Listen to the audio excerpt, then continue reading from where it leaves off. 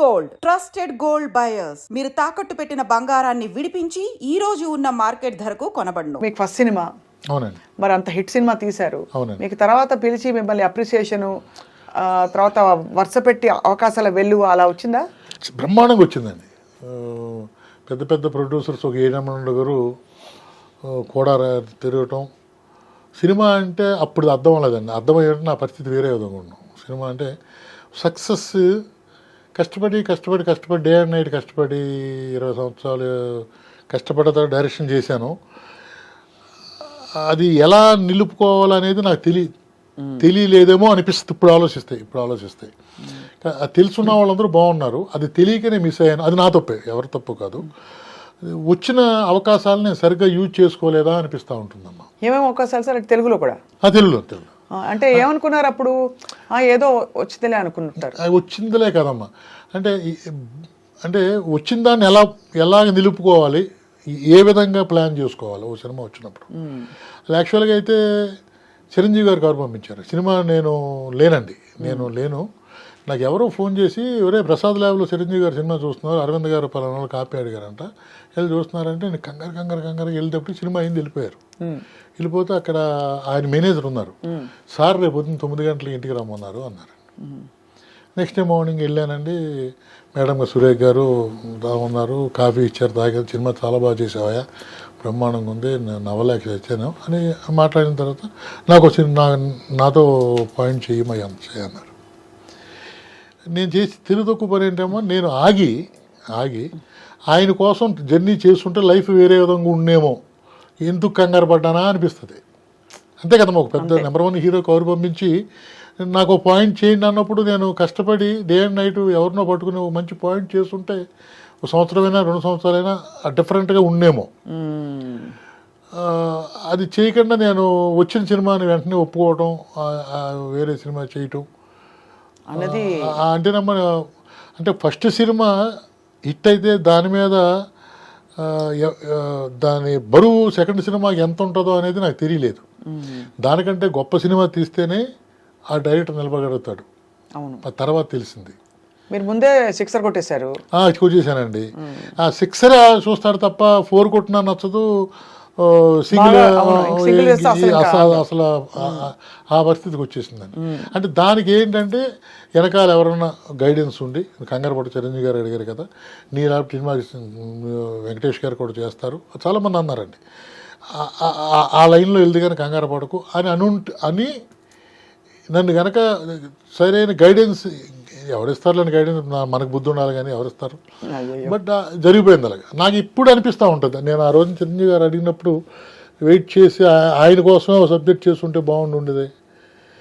ఇప్పుడు ఉన్న దాంట్లో అమ్మ నేను చిరంజీవి కామెడీ చేయగలిగే హీరోల్లో 1/1, 2, 3 చేసుకుంటే 1 to 5 ఆయనే ఉంటారమ్మా, చిరంజీవి గారు. అయ్యి బాబోయ్, ఆయన అసలు చాలా తక్కువ మంది. అవును, టైమింగ్ వెరీ గుడ్ టైమింగ్ అమ్మా. టైమింగ్ అట్లా చాలామంది కమెడియన్స్ కూడా టైమింగ్ లేదు, పాత కమెడియన్స్ కూడా లేదు టైమింగ్.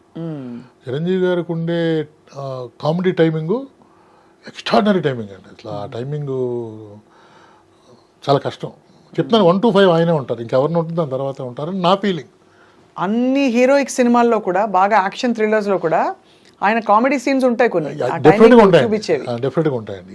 ఎంత సీరియస్ సినిమా అయినా సరే ఎక్కడో ఒక్కడే ఉంటుందండి ఆయన టైమింగ్ అమ్మా, very good timing. Sir, Rajendra Prasad గారు కూడా టైమింగ్ కి వాటికి పెట్టింది పేరు అంటారు. అవునండి, అద్భుతమైన నటులు. అవునండి. ఆయన మళ్ళీ జానర్ షిఫ్ట్ అయిపోయారు, కంప్లీట్ గా సీరియస్ అయిపోయారు. మీకేమనిపిస్తుంది సార్, కామెడీ ఆయన ఎలా ఉంటుంది? అయ్యో, రాజేంద్ర ప్రసాద్ గారు కామెడీ అమ్మ. ఇప్పుడు నేను చిరంజీవి గారే 1 to 5 అంటే ఆ స్థాయిలో ఉన్న హీరోలు అని చెప్పాను. కామెడీ చెప్పుకోవాలి తెలుగులో రాజేంద్ర ప్రసాద్ గారే కదమ్మా. అవునవునవును. ఆయన టామీ చేసినప్పుడు అసలు 2-3 సార్లు అయితే ప్రేమతో కాళ్ళకి నమస్కారం పెట్టేసా. అదేం ఆ డాగ్తో అది ఆ ప్రేమ చూపించాలంటే చిన్న మెడిసిన్ ఉందాం. మెడిసిన్ అంటే అది దాని ఫుడ్ లిక్విడ్ ఆయన మూతకు రాసుకునేవాడు. అంటే అది ఇట్లా పెట్టుకుంటే ఇది ఇక్కడ ఉంది కదా తన ఫుడ్, అవును. షార్ట్ పెట్టుకోరా అని చెప్పి చేసేవాడు ఆయన. అంటే చూసారా మహానుభావుడు ఎవరు చేస్తారు చెప్పండి. అంటే సో దట్ కుక్క దగ్గరికి వస్తుందా? అంటే కాదమ్మా, చేతిలో ఉండేది తన మీద ప్రేమ చూపించాలి, అవును, మూతి నాకిది, అదే నాకే ఇక్కడ రాసేవాడు ఈ బొగ్గ నాకిది. అది ఎంత బ్యూటిఫుల్ గా ఉంటది. అదే అదే అంటే ఆయన అంటే క్యారెక్టర్ లో వాళ్ళు నిమగ్నం అయిపోయారు. అదే లీనమైపోయింది. టామీని ఎక్కడ పట్టారు సార్ ఇంతకి? హరిరామ్ జోగయ్య గారు ఆయన మినిస్టర్గా ఉన్నప్పుడున్న పరిచయాలు పెట్టుకుని ఢిల్లీ నుంచి కన్యాకుమారి వరకు తిరిగేశాడు ఆయన. కన్యాకుమారి నుంచి ఇక్కడ వరకు తిరిగేశారు, ఎక్కడా లేదు. ఆయన కొలిగ్ ఒక ఆయన ఫోన్ చేసి, ఒక ఇన్కమ్ ట్యాక్స్ ఆఫీసర్ ఉన్నాడు ఎల్బీ నగర్లో, వాళ్ళ కొడుకు కుక్కలంటే ఇష్టం, వాడి దగ్గర చాలా బాగున్నాయి అని చెప్పి అడ్రస్ ఇచ్చారండి. నేను ఈయన వెళ్ళాం. వెళ్తే దాని పేరు భూగి. ఏమిటిది? భూగి. భూగి అందులో పెట్టుకున్న పేరు భూగి. మేము చేసిన ఇలా చెప్పారు సార్, రండి సార్ కూర్చోండి సార్ అన్నారు. భూగి అన్నాడు. వచ్చింది, సార్ వచ్చారు, కూల్ డ్రింక్ పట్టరా అంటే వెళ్ళి ఫ్రిడ్జ్లోకి వెళ్ళి ఫ్రిడ్జ్ తీసి కూల్ డ్రింక్ తీసి ఇచ్చేసింది మాకు. అబ్బో, trained dog, fully trained dog. ఎంత ఆనందం వేసిందంటే మాకు. అలాగే బయట సార్ చెప్పులు ఉన్నాయి పట్టరా అన్నాడు. అది ఏ సారో చెప్పాలి కదా, ఇద్దరు వచ్చాం కదా, ఈ సార్ అని చెప్పి చూపిస్తే వెళ్ళి చెప్పులు పట్టుకొచ్చేసింది. అలా ఏ టు జెడ్ దానికి వచ్చి ఎన్ని ఐటమ్స్ వచ్చో అన్ని ఐటమ్స్ చేసి చూపించారు. ఇక దాన్నే మేము అలా మా దాంట్లో ఈ సైజు అనుకున్నామండి. ఆ సైజు చేయాలంటే కష్టం కదా. అవును. అతనేమో 1 year అడిగాడు. అటువంటి డాగ్ నేను ట్రైన్ చేయాలని 1 year పడుతుంది అన్నాడు. ఇంక దాంతో వెళ్ళిపోదాం అని చెప్పి దాంతో వెళ్ళిపోయాం అనమాట. సార్ కుక్క కూడా రెమ్యునరేషన్ ఇచ్చారా? దానికి 10 లక్షలు అయిందండి. అంటే 10 రెమ్యునరేషన్ అంటే దానికి ఏసీ రూము, మాకెవరికి క్యారవాన్ లేదు, దానికి క్యారవాను. వినండి, ఎలా అంటే మే నెలలో షూటింగ్ చేస్తున్నామమ్మా, యాక్సిడెంట్ సీను. అది ఎండకి పడిపోయింది. పడిపోతే ఓపెన్గా చెప్పాలంటే హరిరామ్ జోగయ్య గారికి హార్ట్ అటాక్ వచ్చినట్టు లెక్క, అంతే కదమ్మా. ఈ దాని మీద 2 కోట్లు పెట్టినప్పుడు అది వస్తుంది కదా. ఆయన కోపం వచ్చేసి ఇమీడియట్గా కారు వేసుకుని దాన్ని హాస్పిటల్ తీసుకెళ్ళిపోతే హార్ట్ స్ట్రోక్ వచ్చింది దానికి.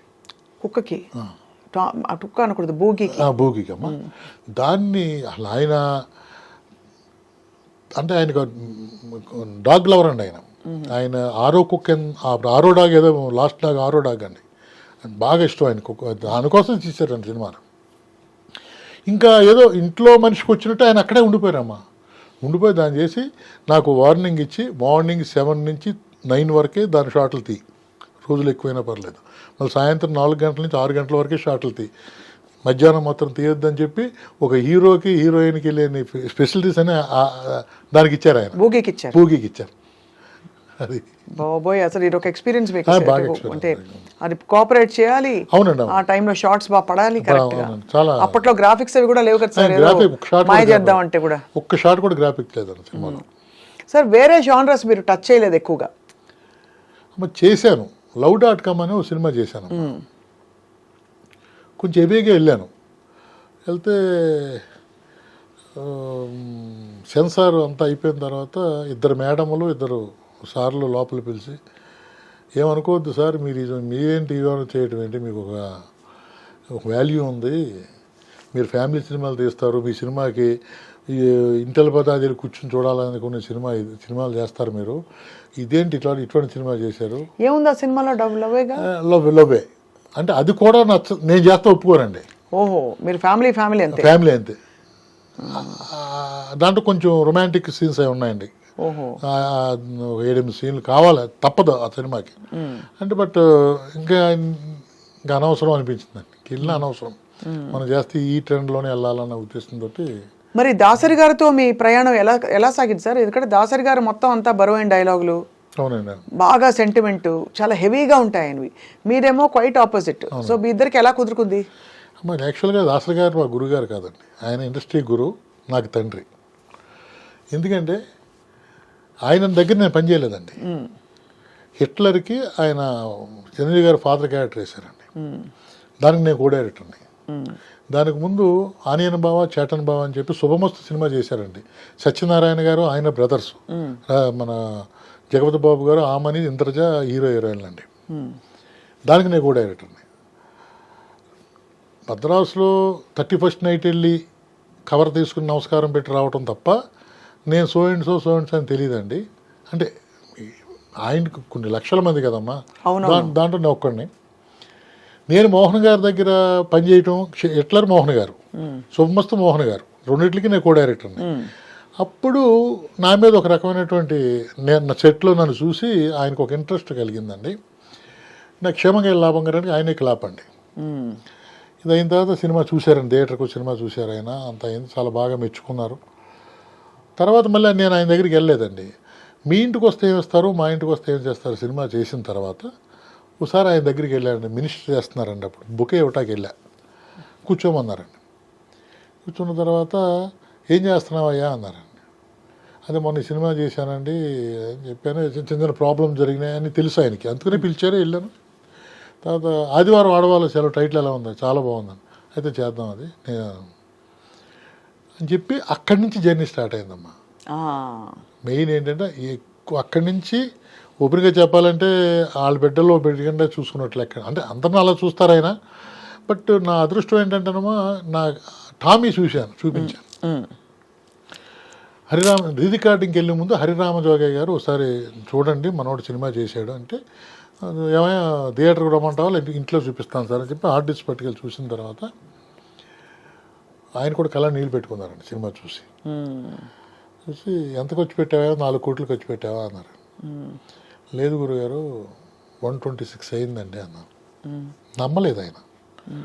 ఇమీడియట్గా హరిరామరావు గారికి ఫోన్ చేశారు, సినిమా చూశానండి చాలా బాగుంది, ఏంటి మనోడు ఎంత ఖర్చు పెట్టాడు అని. 126 అన్నాడు ఆయన. షాక్ అయ్యారండి. 1,26,00,000 అంతే అంతే షాక్ అయ్యారండి ఆయన. షాక్ అయ్యి ఫోన్ పెట్టి ఎలా చేయగలిగా, ఎన్రోల్ చేసావయ్యా అన్నాడు. 20 రోజులు యూనిట్ అండి, 3 రోజులు యూనిట్ లేకుండా 23 రోజులు కంప్లీట్ చేశాను సినిమా అన్నాను. ఎలా చేయగలిగావా, కుక్కతోటి మనుషులతో చేయటమే కష్టం, కుక్కతోటి ఎలా చేయగలిగాను అంటే, ఏమో సార్ అంత భగవంతుడు గాడ్ గిఫ్ట్ ఇచ్చినట్లు ఎక్కండి ఆయన చేశారని, ఇంతే అయింది సార్ అన్నాను. అక్కడి నుంచి ఆయన ఒక మాట అన్నారమ్మా, నువ్వు ఇంకా బయటికి వెళ్ళొద్దయ్యా. నాది మంగా మూవీ మేకర్ అండి, అంటే మా అమ్మగారి పేరు అది, దాని మీద చేశాను ఆదివారం ఆడవాళ్ళ సెలవు. మా మిస్సెస్ ప్రొడ్యూసర్ అండి దానికి, నేను డైరెక్టర్ని. ఆ బ్యానరు నీ బ్యానర్ మీద ఒకటి, నా బ్యానర్ మీద ఒకటి సినిమాలు కంటిన్యూగా చేద్దామయ్యా, నువ్వు ఇదే బడ్జెట్లో రేపొద్దున్న ఎంత హిట్ వచ్చినా ఈ బడ్జెట్ అంటే మినిమం బడ్జెట్లో సినిమా చేసుకుంటాం కంటిన్యూ చెయ్యి. ఆదివారం ఆడవాళ్ళకు సెలవు కూడా చేశాను కదమ్మా. దాంతో ఏమైందంటే ఇంకా ఆయనతోటి మినిస్టర్ అయిన కాడి నుంచి లాస్ట్ 11వ రోజు వరకు కూడానే ఉన్నాను, మీరు నమ్ముతారో నమ్మరు. ఇంకోటి ఆయనలో ఒక గొప్పతనం ఏంటంటే 12 చైర్లు ఉంటాయండి భోజనానికి. 12 మంది కూర్చుంటే ఎంత అన్నం తింటారు ఆయన. 10 మంది ఉంటే ఎంత తింటారు, 6 ఉంటే ఎంత తింటారు. ఒకరే ఉన్నారనుకోండి, ఒక ముద్ద నోట్లో పెట్టి చేయగలిగేస్తారు. అయ్యో, అంటే ఎప్పుడు మనుషులు ఉండాలి, వాళ్ళు తింటా ఉండాలి, అప్పుడు తింటాడు ఆయన. అందుకని చెప్పి నేను, రాజేంద్ర కుమారు, సంజీవ్ గారు కంపల్సరీగా మేము ముగ్గురు ఉండేవాళ్ళం.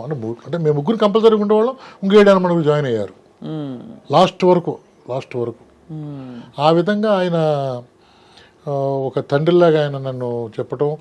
ఎగ్జాంపుల్స్ ఎవరన్నా సినిమాకి ఎక్కువ ఖర్చు పెడితే అతను చూడండి అయ్యా, నా సినిమా ఇలా చేశాడు, అతని దగ్గర నేర్చుకోండి అయ్యా అని చెప్తూ ఉండేవారండి. 6-7 చెప్పారండి. తిట్టారు, ఒకడినైతే తిట్టారు కూడా, ఒక డైరెక్టర్ని అయితే, అతను ఏ వేస్ట్ ఖర్చు పెట్టాడని. ముందు గ్రిప్ కావాలి, 24 క్రాఫ్ట్ మీద గ్రిప్ కావాలి మీకు. డైరెక్టర్ అన్నవాడికి ఏ టైంలో ఏం కావాలనేది జ్ఞానం లేకుండా పట్టుకొచ్చి అన్ని సెట్లో పడేసి ఎప్పుడు ఏది వాడతారో కూడా మీకు తెలియకుండా క్రేన్ పట్టుకొచ్చి అది పట్టుకొచ్చి ఇది పట్టుకొచ్చి ఏది వాడతారో పైన ఏది వాడకుండా పంపించేయటం, ఇటువంటి ప్రొడ్యూసర్ ఏమైపోతాడు అని ఇలా చెప్పి, రాజా నా సినిమా ఇలా చేశాడయ్యా అని చెప్పేవారండి ఆయన. మహానుభావుడు, అది మాత్రం కన్ఫర్మ్ ఉంది.